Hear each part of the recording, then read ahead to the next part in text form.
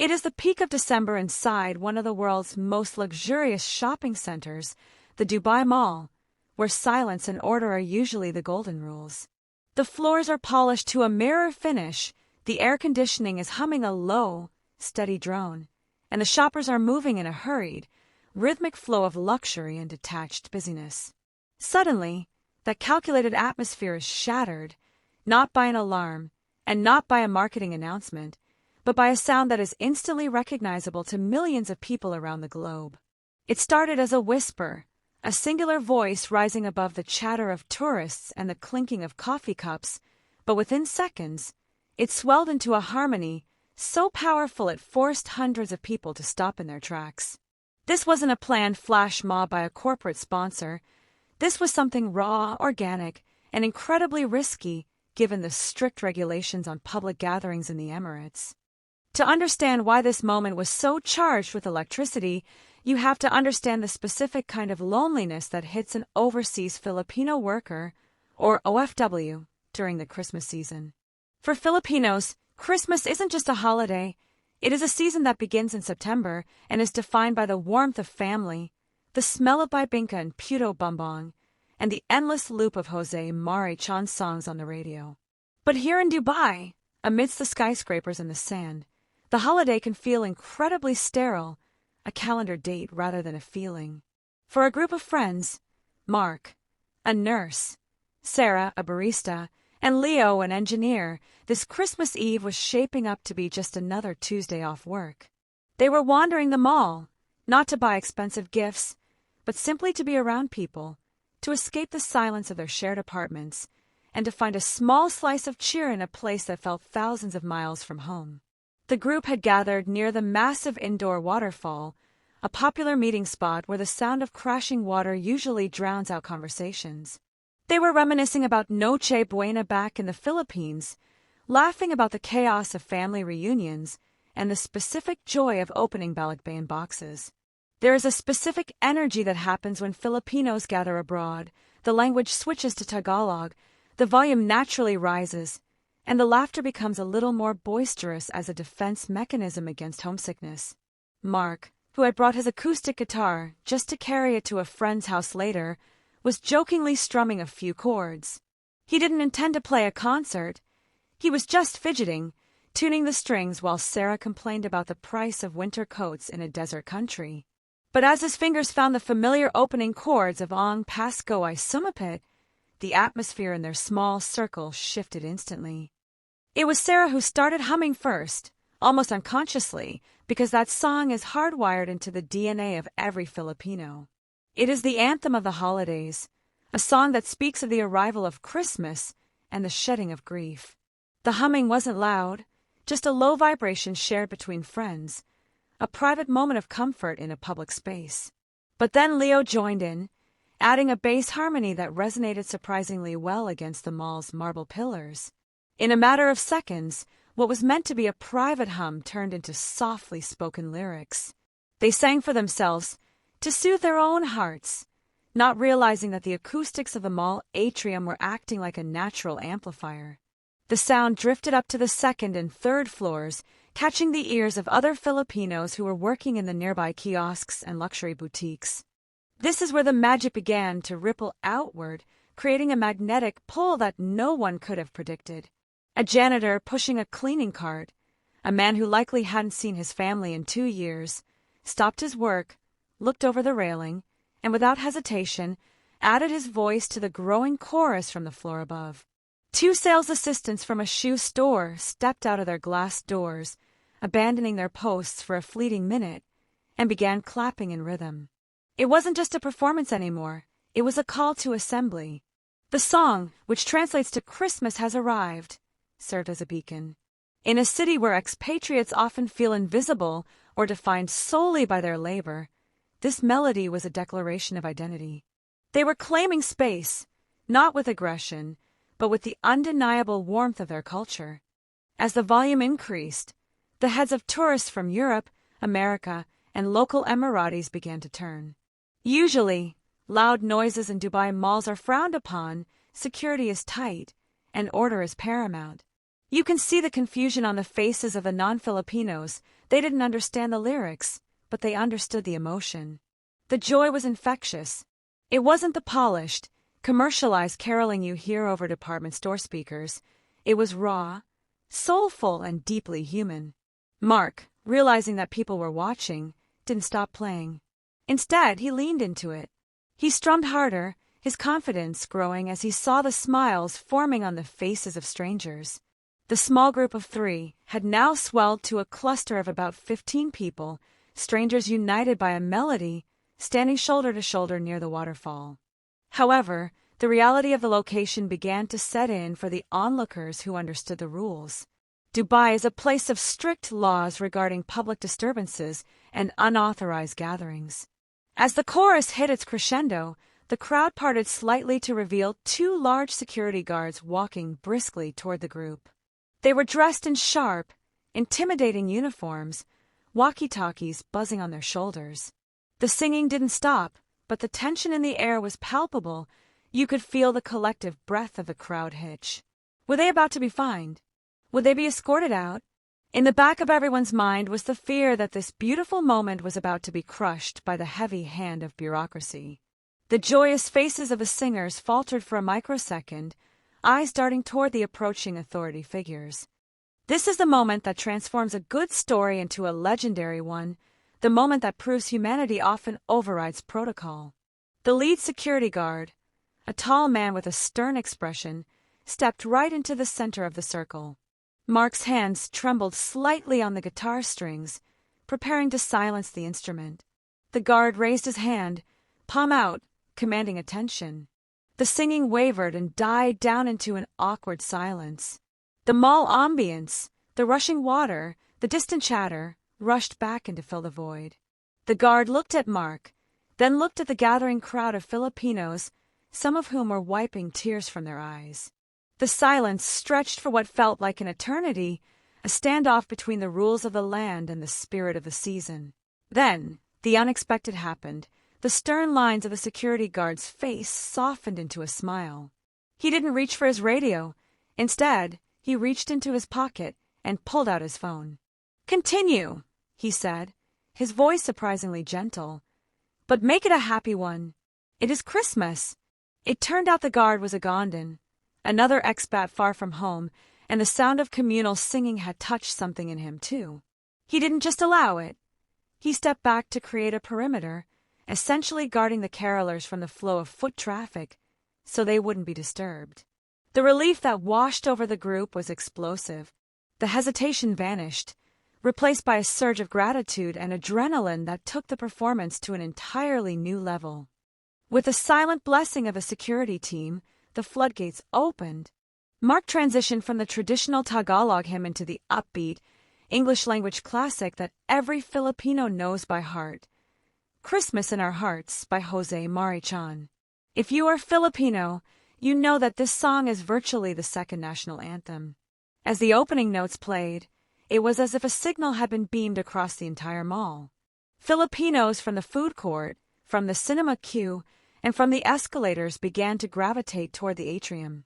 The group of 15 became 50, then 100. It ceased to be a performance by a few friends and became a massive, impromptu choir of the diaspora. The visual was stunning. Nurses in their scrubs who had just finished shifts, construction managers in high-vis vests who were grabbing dinner, wealthy tourists carrying designer bags, and nannies pushing strollers, all standing together.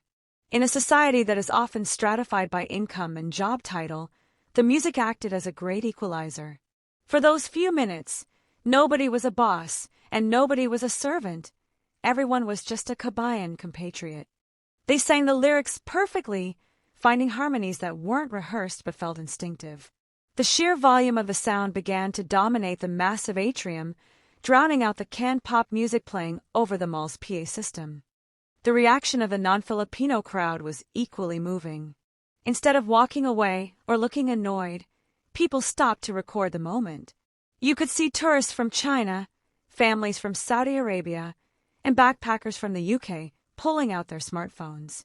They were witnessing the world-famous Filipino hospitality and joy in real time. Even though they didn't know the song, They were clapping along to the beat. Some were even swaying, caught up in the pure, unadulterated happiness radiating from the center of the circle. It was a stark contrast to the usual consumerist vibe of the mall. This was free, it was genuine, and it was overflowing with love. As the song continued, the performance became interactive. Leo, who had a booming voice, started gesturing to the crowd, encouraging everyone to clap louder. The security guards, now 3 of them, were standing on the periphery, not strictly enforcing rules, but watching with bemused smiles, occasionally nodding their heads to the rhythm. One guard was even seen tapping his foot. This leniency is rare, and it highlights the universal respect that the Filipino community has earned in Dubai. They are the backbone of the city's service, healthcare, and engineering sectors, and in this moment, the city was seemingly pausing to say, "We see you and we appreciate you." The repertoire shifted again, moving into high-energy carols like Noche Buena. The clapping became rhythmic and thunderous. Some of the younger members of the crowd started dancing, doing impromptu cha-cha steps that drew cheers from the onlookers. It felt like a barrio fiesta had suddenly erupted in the middle of the Middle East. The grandeur of the Dubai Mall, with its shark-filled aquarium and ice rink, faded into the background. The real attraction was the human connection happening right there on the tiled floor. It was a reminder that home isn't a place, it's a feeling you carry with you and recreate with your people, no matter where you are. What made the scene so tear-jerkingly relatable was the distinct mix of joy and longing in the singer's eyes. If you looked closely, you could see the duality of the immigrant experience. They were smiling wide, singing with their chests, but many had tears streaming down their cheeks. They were singing to bridge the thousands of miles between them and their children, their spouses, or their parents back in the Philippines. Every high note was a message sent across the ocean. The camaraderie was a temporary patch over the whole of homesickness, a way to survive the holiday season without the people they loved most. One particularly touching moment occurred when an elderly Filipino woman, perhaps visiting her children who worked in Dubai, was gently pushed to the center of the circle.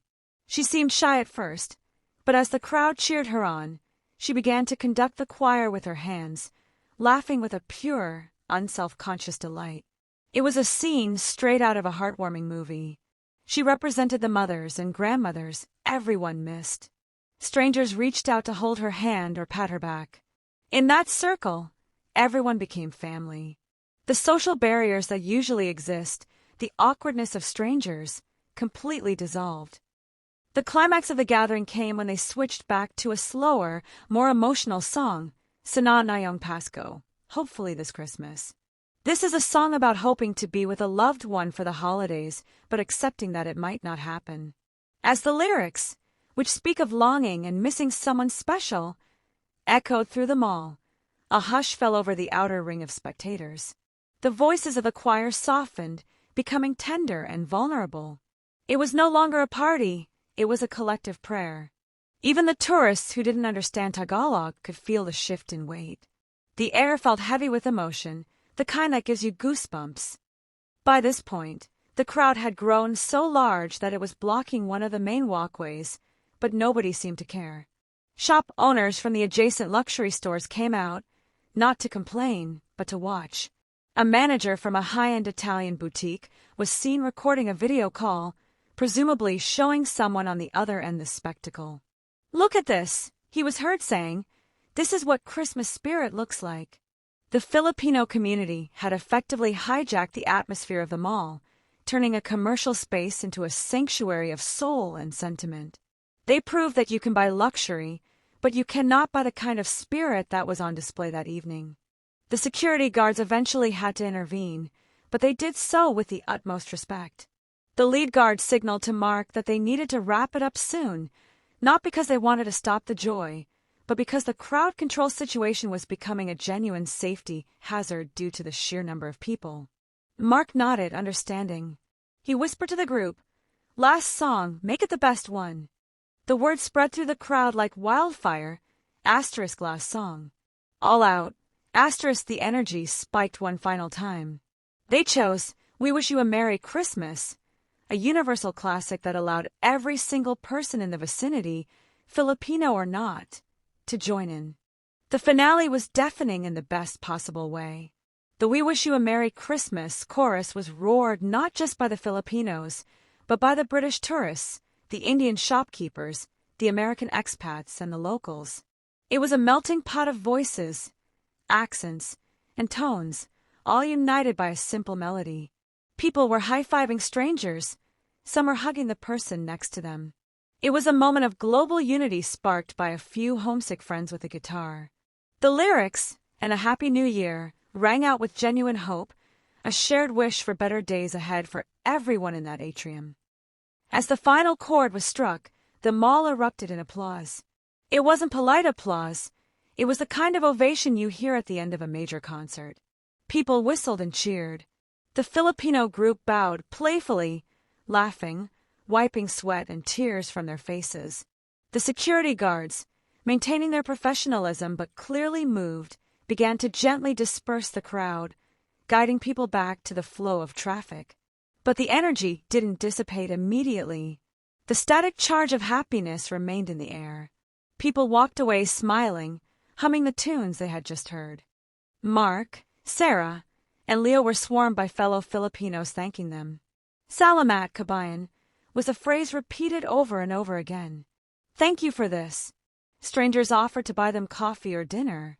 They exchanged Facebook details and TikTok handles, forging new friendships in the span of 20 minutes. The simple act of singing had woven a safety net of community around them. They realized that they weren't alone in their loneliness. They were part of a massive, supportive family that existed just beneath the surface of the city. The videos of the event hit social media almost immediately. Within an hour, TikTok and Facebook were flooded with clips of the Dubai Mall Filipino carolers. The captions were variations of "Proud to be Pinoy" and "Christmas spirit in Dubai." The comment sections were filled with OFWs from other parts of the world, Saudi Arabia, Hong Kong, Canada, expressing how the video made them cry and how they felt the warmth through their screens. It became a viral sensation, a digital postcard of resilience and joy sent to the entire Filipino diaspora. This story is relatable because it touches on a fundamental human need, the need to belong. We all wear masks in our professional lives, especially when we are guests in a foreign country. We follow the rules, we keep our heads down, and we work hard. But deep down, we crave the chaos, the noise, and the love of our origins. The Filipino carolers didn't just sing songs, they broke the facade of the perfect expatriate life and showed the messy, beautiful, emotional reality underneath. They showed that culture is something you carry in your heart, and it can bloom anywhere, even on the marble floors of a desert mall. The security guard's reaction is also a crucial part of why this story hits home. We often view authority figures as obstacles to fun, especially in strict environments. But seeing them step aside and even protect the moment restores a little bit of faith in humanity. It reminds us that empathy exists everywhere. Those guards saw the carolers not as a nuisance, but as people who needed this release. It was a small act of kindness that allowed a massive amount of joy to exist. As the group finally dispersed, walking towards the metro station or the taxi rank, the silence of the mall felt different. It wasn't empty anymore, it felt lived in. Mark put his guitar back in its case, feeling lighter than he had in months. The heavy weight of holiday blues had been lifted, replaced by the adrenaline of connection. He looked at Sarah and Leo, and they didn't need to say anything. They knew that this would be a Christmas they would talk about for the rest of their lives. They had created a core memory, not just for themselves, but for hundreds of strangers.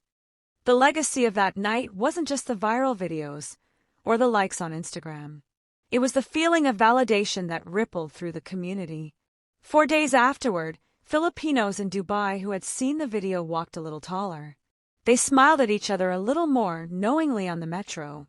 It was a reminder that their culture, their loudness, their music, their relentless optimism was not something to hide, but something to be celebrated. They had taken over one of the most famous landmarks in the world, not with force, but with joy. In the end, the takeover, of the Dubai Mall wasn't about defiance, it was about presence. It was about saying, "We are here, we are far from home, but we are still us." It showcased the unique superpower of the Filipino people, the ability to find happiness in any situation and the compulsion to share that happiness with everyone around them. They turned a cold, commercial space into a warm, family living room, proving that the spirit of Christmas is portable as long as you have a voice to sing and a kabayan to sing with. So, if you are an OFW spending Christmas alone this year, or if you are just someone feeling a little disconnected from the holiday spirit, let this story be a reminder. You are never truly alone. The spirit of home is just a song away. All it takes is one person to start humming, one person to be brave enough to break the silence, and you will find that the world is ready to sing along with you. The magic didn't come from the mall decorations or the expensive lights. It came from the people. As we celebrate this Christmas, remember the Dubai Mall carolers. Remember that rules are important, but humanity is paramount. Remember that joy is contagious, and that sometimes the best way to handle a silent night is to fill it with the loudest, most heartfelt song you know. No matter where you are in the world, from the sands of the Middle East to the snows of Canada, the Filipino spirit of Christmas is unbreakable, undeniable, and utterly beautiful. Merry Christmas, everyone. Thanks for watching.